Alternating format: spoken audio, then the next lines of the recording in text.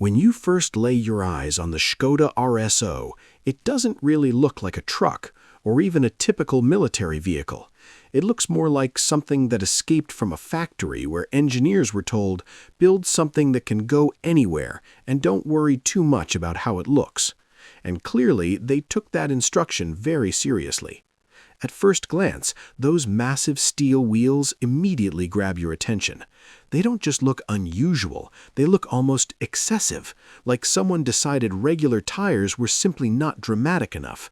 Each wheel is fitted with aggressive metal cleats, giving the whole machine the appearance of something halfway between a tractor and a medieval siege device. And honestly, if you didn't know what it was, you might assume it was built to crush terrain rather than drive over it. But behind that unusual design was a very real and very serious problem. By the early 1940s, the German army had run into one of the harshest realities of warfare on the Eastern Front: terrain that could defeat even the best conventional vehicles, mud that swallowed wheels, snow that froze machinery, and roads that were more suggestion than reality. Standard trucks simply couldn't cope. They got stuck, broke down, or refused to move altogether. So the idea was simple: create a machine that wouldn't care about any of that. The development of this vehicle was associated with the engineering team of Ferdinand Porsche, which already hints that the solution wouldn't be conventional. Instead of going with tracks, like many other military vehicles designed for rough terrain, the engineers chose a different approach: extremely large steel wheels combined with all-wheel drive. On paper, it sounded brilliant. Large diameter wheels, roughly around 5 feet, meant better ability to roll over obstacles. Steel construction meant durability. Cleats meant traction. Add full-time four-wheel drive, and you have a machine that theoretically should crawl through mud, snow, and anything else in its path without hesitation. But, as always, theory and reality don't always get along. Under the hood, the Škoda RSO was powered by a massive inline four-cylinder gasoline engine with a displacement of approximately 366 cubic inches. It produced around 90 horsepower at relatively low engine speeds, which was exactly what you want for a heavy artillery tractor: not speed, but torque and steady pulling power. The engine was air-cooled, which was a deliberate choice. In extreme cold conditions, liquid-cooled systems could freeze, crack, or simply fail. Air cooling reduced complexity and increased reliability, in theory, making the vehicle better suited for harsh environments. But there's something else that makes this engine particularly interesting. To start it, the vehicle used a separate auxiliary two-cylinder starter engine. And this wasn't just some small add-on, it was essentially based on half of the main engine itself. So instead of a simple ignition system, you had a dedicated mechanical solution just to get the main engine running. It sounds complicated, and it kinda was, but at the time it was seen as a robust and dependable way to ensure the engine could be started even in difficult conditions. It's one of those details that makes you stop and think. This wasn't just a vehicle, it was a system of solutions stacked on top of each other. Power was sent through a 5-speed manual transmission with additional reduction gearing, allowing the tractor to move slowly but with significant force. All 4 wheels were driven, and differential locks were included to improve traction when things got difficult, which, for this machine, was basically all the time. Now here comes one of the most surprising facts. The top speed of the Škoda RSO was only about 10 miles per hour. Yes, 10.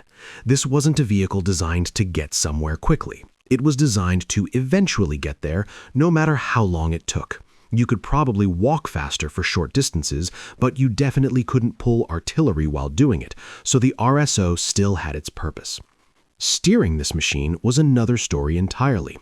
Technically, it used a conventional mechanical steering system, where the front wheels turned via linkage connected to the steering wheel. No power assistance, no modern convenience, just raw mechanical effort. But because of the sheer size and weight of the vehicle, combined with those enormous steel wheels, steering required serious physical input. And even then, the vehicle didn't always behave exactly how you wanted.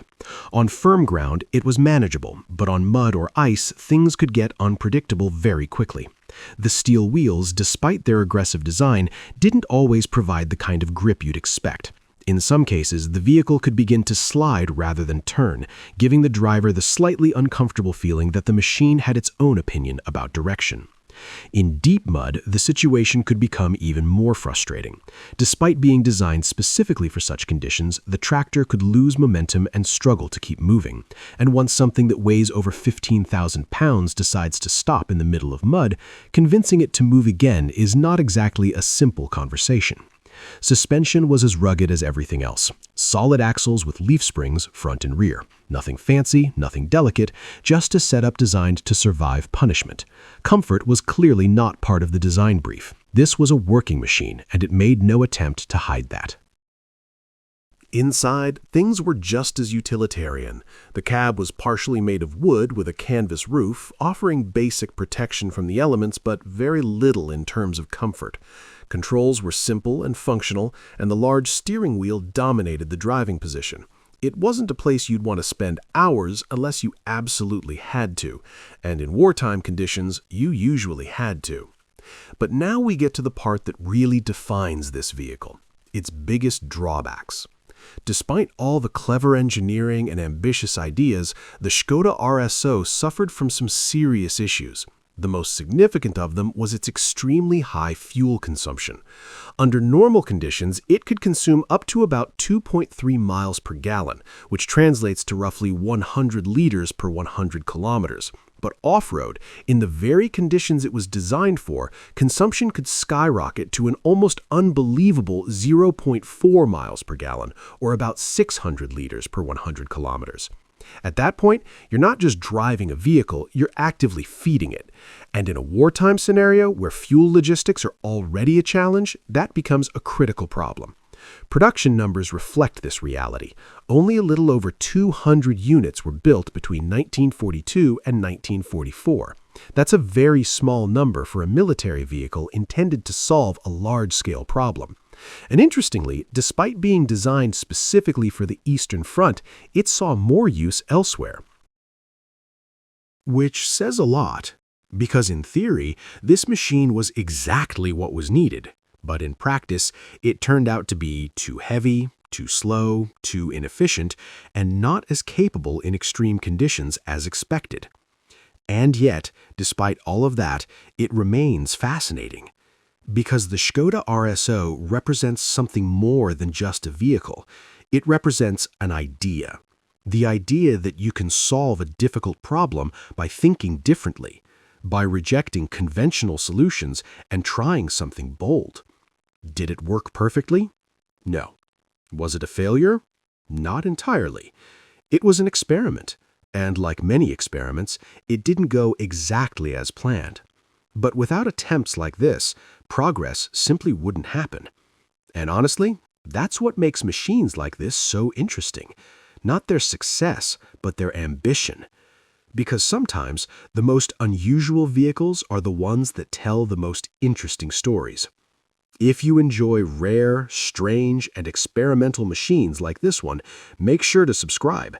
There's a lot more coming, and some of them are even more unexpected than this.